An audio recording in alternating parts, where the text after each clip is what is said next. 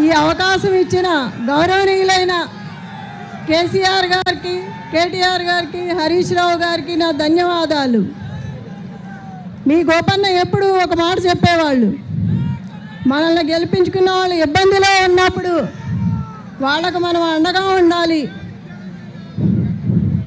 ఏ టైంలో ఎప్పుడైనా ఏ ఆపద వచ్చినా అందరికీ అండగా అర్ధరాత్రి అయినా అపరాత్రి అయినా తోడు నీడుగా ఉండి సమస్యలను పరిష్కరించాలని చెప్పేవారు.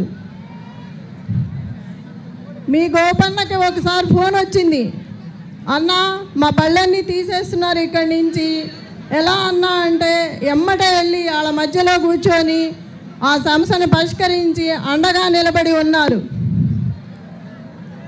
మనల్ని గెలిపించిన వాళ్ళు ఆపదలో ఉన్నప్పుడు చేతనైనంత సాయం చేయాలి. అలా ఉంటేనే వాళ్ళకు అండగా ఉంటుంది.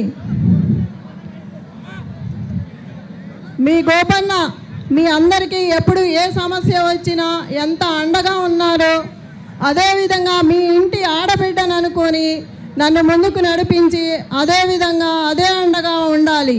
మీ ఇంటి ఆడబిడ్డగా ఆశీర్వదించాలి. మీ గోపన్న అంటేనే జూబ్లీ హిల్స్, జూబ్లీ హిల్స్ అంటేనే గోపన్న. జై తెలంగాణ. ఏ ఆపద వచ్చినా మీ అందరికీ నేను అండగా ఉంటాను. మీ గోపన్నలా ఎంత అండగా ఉన్నాడో సమస్యలను పరిష్కరించి ఆ సమస్యలను పరిష్కరించి అదేవిధంగా మీకు అండగా ఉండి తోడుగా నిలబడతానని ఆశీర్వదించండి. మీ అండ ఉంటే నాకు మీ ఆడబిడ్డలా ఆదరిస్తే, మీరు తోడుగా ఉంటే మీ గోపన్నలా నాకు బలాన్ని ఇచ్చి నిలబెట్టాలని కోరుకుంటున్నాను.